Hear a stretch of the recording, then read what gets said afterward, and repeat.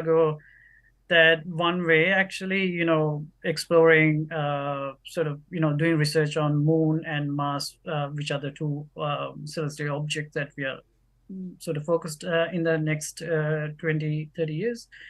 That one way to look at these is like United Nations World Heritage Sites, or uh, or like in US you have the national parks. Although some of the national parks are built on native people lands. So yeah, but so I wouldn't say that's a good example, but UN Heritage, World Heritage Sites is a good example where it's common. It doesn't really belong to sort of like one country, even though, there's many heritage sites in US and in other countries. And they sort of follow a common law that sort of, you know, agreed by many parties. That could be a way to move forward, but it's a I think there's a lot of it's not enough just to have scientists doing science here, and this is where we need to get involved policymakers and people who are a bit more like lawyers even, but people who are sort of, instead of working against it and for it. And I know there are a couple of groups especially in US, who are advocating for these things. But the problem is that, when you bring in samples and things from another world, which is very precious, when you bring it back to Earth, it becomes the monetary value goes really high. Yeah. And so we have to really, I would say, rather than just scientists making decisions, it has to be, I mean, scientists never should make a decision for missions and, exploring by themselves. They're never trained for, every given scientist is an expert in a very small area in science. Yeah. And it's also, sometimes I'm baffled how much of decisions that are made by like big budget projects. And the TMT is a good example of that, and where scientists make most of the decisions. Step back a Yeah, second. So TMT sorry. is the 30-meter telescope. It was originally slated, and I'm not quite sure where things are now. You may know more than I do. It was originally slated to be built at Mauna Kea in Hawaii. There had been a treaty with the Hawaiian Nation that only a certain number of telescopes would be built, and um, that there was a lot of things that were agreed to and were about to not take place any longer. And so, essentially, due to significant protests, and it was amazing to see the Polynesian nations come together to bring protesters to Hawaii. They essentially stopped the construction for a number of years, and I somewhat lost track of the project during the pandemic, and I'm going to have to ask you to catch me up now that I've got the story so far as things went sideways. Go ahead. Yeah, so it 30-meter telescope TMT is a really good example of how, where everyone was so I mean, as a project for science, it's a really great achievement. But as we discussed in the beginning, when we do science, we cannot just think of, research results. And science is done by people, Yes. and science is very political. And so we need to sort of think of like all these parties involved, where we do it, how we do it. And this is why today ethics are more important than like last 100 years, especially in science. I would even prefer if every single scientist take ethics course. You cannot do research until you pass a course. Yes. We have got to that point. Sorry, Yes. but yeah. They make doctors do it of the medical variety. They should make doctors of the other varieties do it as well. Well, and I think also it comes down to the types of sciences. If you're doing something that involves a life science, you have to have the ethics. Like that's part of it. You have the internal review boards. But when you're dealing with rocks and space, everybody goes, oh, we don't need to worry about, ethics and internal review boards. It's fine. We're not dealing with people. And it's like, well, we are dealing with people, just not in an obvious fashion. But yeah, we should definitely, more of us should have some ethics background before we go wandering off into the world. So you're now a university professor. Congratulations. It's amazing to watch. I know this has been your dream for a long time.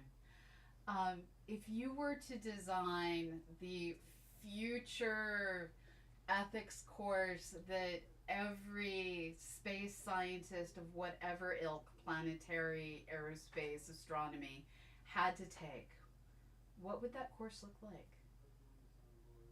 like? Um, yeah, I would love to really work on something like that. Because, but also, one of the things that a lot of the times we think, oh, when we are designing a course, maybe we should focus that for PhD students. But I think for the next 20 years, at least, most of the major decisions are made by professors already who are Yes. at top levels today.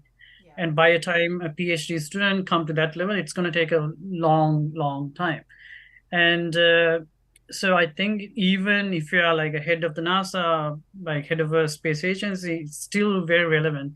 So I would say, one of the in a it's really important to understand how colonialism works and how data uh, data mining from other countries and data sourcing from other countries works, and how do you actually collaborate and listen, and Mm-hmm. especially listen more carefully, and also think of why is your research. I mean, we have this conversation has happened so many times, like asking why is your research relevant to the society, and sometimes Mm-hmm. people say, oh, I don't know, because I'm so specialized, I can't really think of a way uh, how this is relevant to public.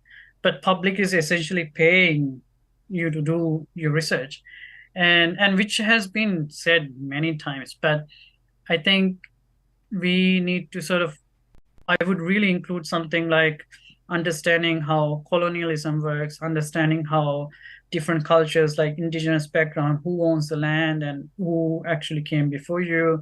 Yeah. How do you respect local policies, especially, where if you are working with data like samples and travels to other countries, how do you sort of collaborate with people locally? How do you sort of share your resources? How do you publish papers together in terms of be more respectful towards others?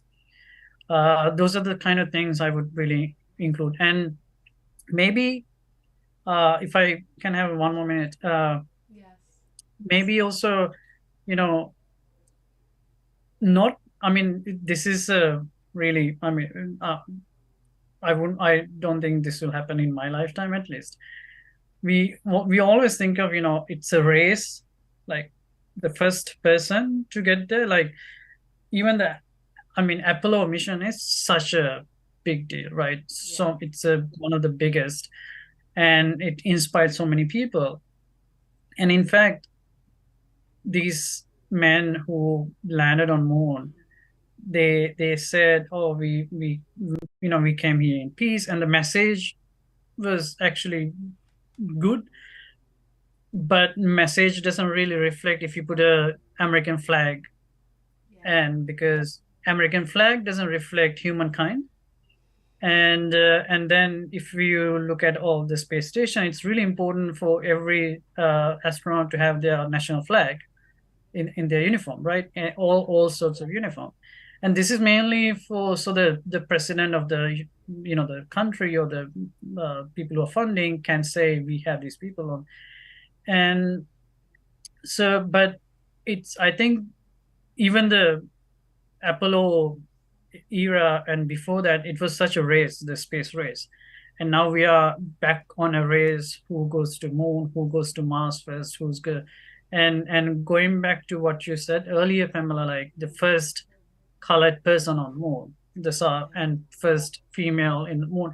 And So these are some of the things maybe we have to sort of think a bit carefully, because instead of racing it, how do we sort of find this in build a narrative that you inspire next generations and you do science as well, but instead of a race and instead of owning things and being you know being that imperialistic mind, and move away from a more collaborative and more human mindset.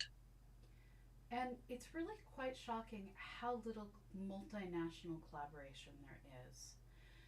There was a rather amazing discovery by the InSight lander in May of 2022. There was a magnitude 4.7 earthquake not too far away, actually, from the Tianwen Chinese lander. And it was initially thought, because the profile of the quake wasn't all that different from the profile of quakes that had been created during meteor impacts, that this must be a meteor impact. And so they started looking for a fresh crater. And data was actually requested to be searched from the orbiting Tianwen, from the Hope mission by the United Arab Emirates, from the Mars Odyssey, from uh, Mars Reconnaissance Orbiter, and I'm completely blanking on the name of the Indian orbiter. There's one of those it, two. it was the Mars orbiter mission. Yeah, um I wrote, this is the one that I wrote an article on, go for it. this particular earthquake. So let me talk about it a little bit. So Yes. yeah, they recorded this 4.7. It was 2,200 kilometers away from InSight itself. The tremors shook the planet for 6 hours. And they wanted to, because so many of the larger ones had already been determined to be, impacts. They wanted to find what made this one, because Mm-hmm. the two next largest ones were craters that were 150 meters in diameter, and this was slightly larger. So they expected that this would be on the order of 200 kilometers. And so they figured this should be something we can find. So yes, they went to everybody who had any sort of instrumentation pointed at Mars. So there was the And European Space in Agency. 200 meters, not 200 kilometers. Yes. Yeah, 200 meters. Sorry. And so there was the European Space Agency, the Chinese National Space Agency, ISRO, the UAE, as you mentioned, all of these, and they basically were like, take a look at every picture you have that in this area that could tell us that something hit here. And so that's what they were looking for, and they went through all of these images.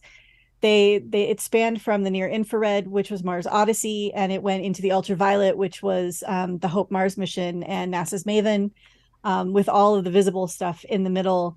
And it took several months to search 144 million square kilometers of the Martian surface, and they found nothing.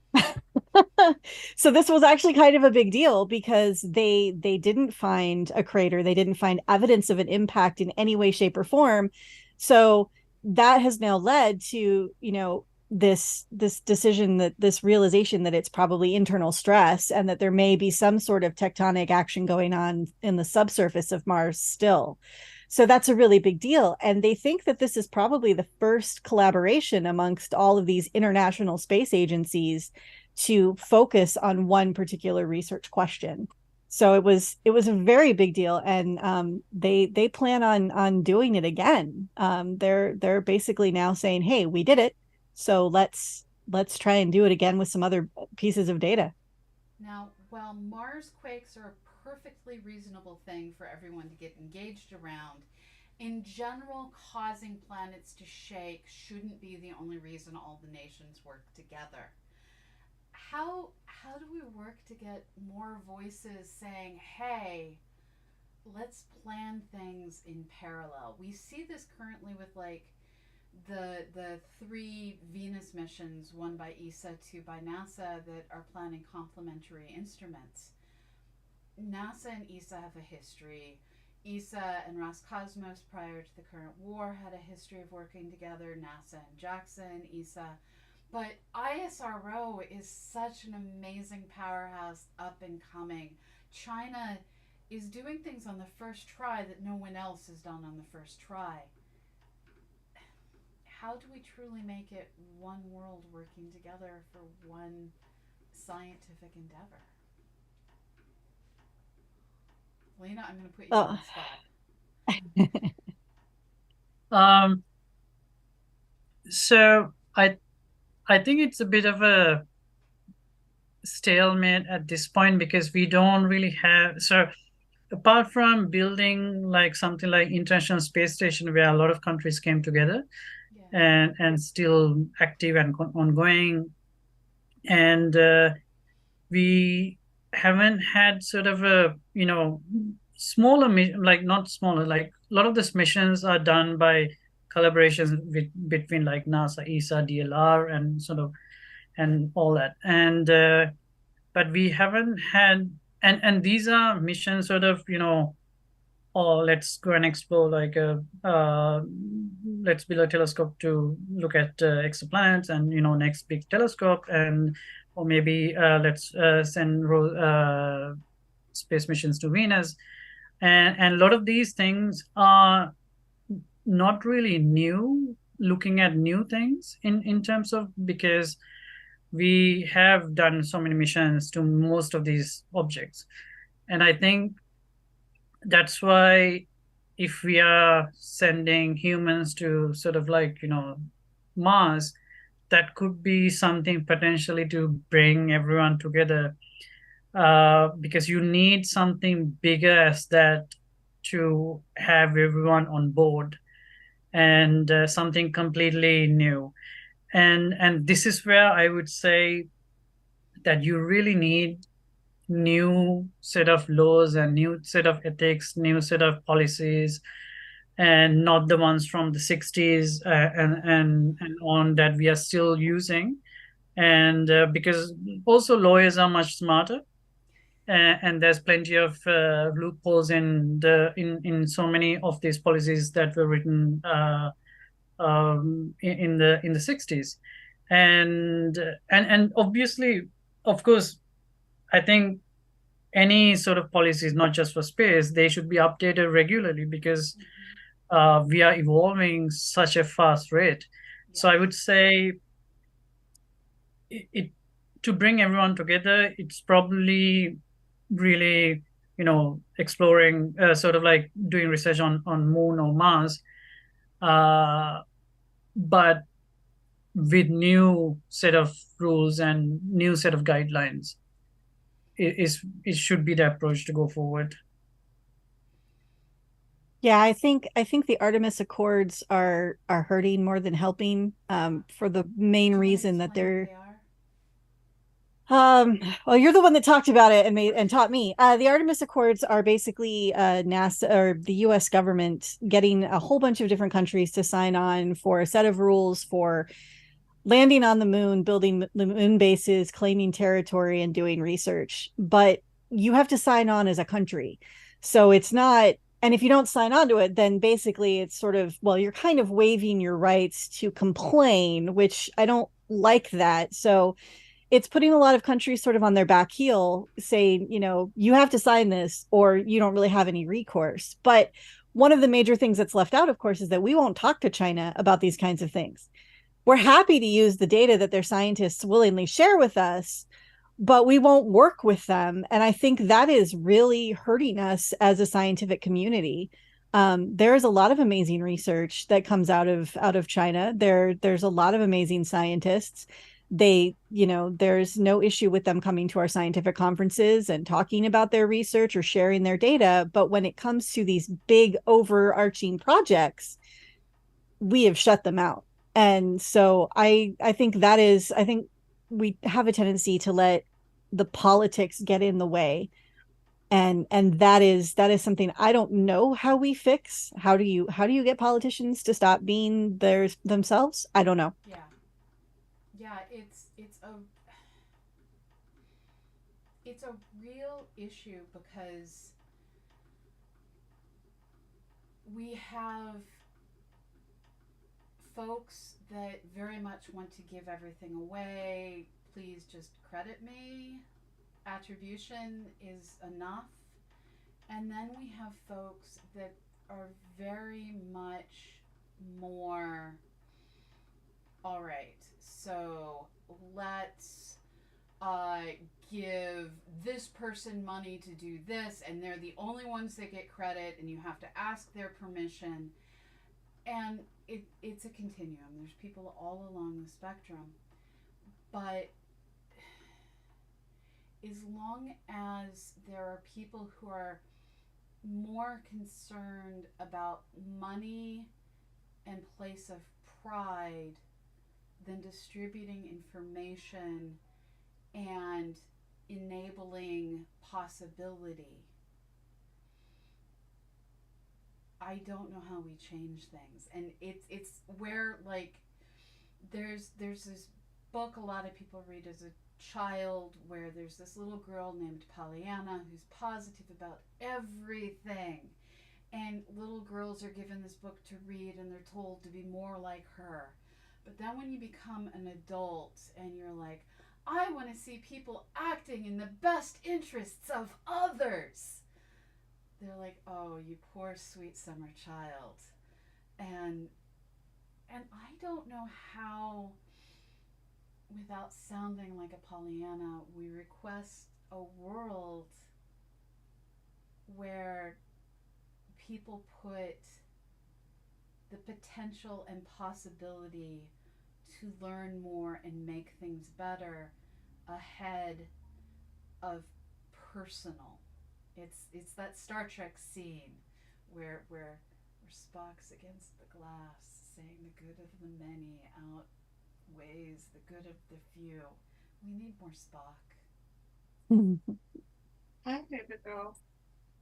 So so Felina, we have 2 minutes left, which is not enough time, which is why we're having a second segment tomorrow with Natalie, and I'm going to destroy her last name. I'm so sorry. As any of you who've watched our shows a lot knows, I am very bad at figuring out how to pronounce things. Natalie Trevino is joining us tomorrow. We're going to continue more on this topic. Unfortunately, she's in London, and London, Japan, and St. Louis do not share time zones that are equitably good. So we will continue this conversation. Where can people go to learn more and get engaged in making the changes you're trying to make in this world, Um, yeah, so I think, especially there are two things. So if you're a PhD student, I think it's really important that you sort of look at what your supervisor is doing. How do you engage with Felina? research? Yes. Especially support your colleagues if they're from minorities. But this is in a way and this is valid for any kind of sciences. And if you're a senior professor even at a space agency, I think it's really important to say that there's not no longer there's like one space agency or two space agency. Yes. There's multiple space agency from Middle East to China to Japan to India. And I mean, now for the first time, I saw a control room that people got excited landing on, the Chandrayaan 2 mission that they look like me, Yeah. and that has never happened, right? So I think times are changing. It's not about one superpower. So you need to sort of if you don't include the others, they are anyway going to go ahead and do, because there's no you can't one party can't sort of set rules and say this is how we do if you're either with us or not with us. But now the resources are sort of gone across the globe, and so I think it's really collaboration, and listening is much more important than before. Hmm. I agree. and and the ISRO launches are fabulous to watch if you've never watched them. We do try and live stream them here on CosmoQuest over on our Twitch channel, twitch.tv/CosmoQuestX. Today we are for the first time going out on both Twitch and words are hard, both Twitch and YouTube for the first time, and we are about to end this particular segment of YouTube so that we can set up for the next. We are not going to end our Twitch stream. We're going to instead switch over to. I'm apparently going to need to holler at the other room. One moment, talk amongst yourselves. Beth, can you tell people what's going on? Next is Christy Cates. Yes, Hey, next is going to be our musical guest of the Discord. weekend, Christy Cates. She streams on Twitch. She's a Twitch partner. Definitely does astronomy, space themed pop songs. So we're going to be having that performance here at the top of the next hour. That sounds like a fun session. So, they're still sorting out going into. Here, have a mic. We can't both use the same microphone. You really don't want to come that close. You'll lose internet. Let me hand you a microphone so you can wander away.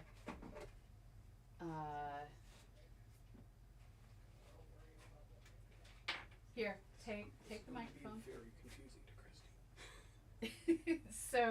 So we're gonna bring Christy in just a minute, but first I am going to switch over. For now, we are currently looking at on the diagonal screen, and as soon as Keeper is in, we will bring him up. So thank you, Beth and Felina. I can't wait until our paths cross once again. I'm so amazed to have watched across the years. You're younger than I am, so I get to be amazed at everything you've accomplished. It's been really a cool journey. Thank you so much. I hope we'll see each other again. Thanks for having me. Okay. I will see you all in a bit. For now, we're going over to Marscraft. The planning channel one. Yeah. Alrighty. Give me 1 second.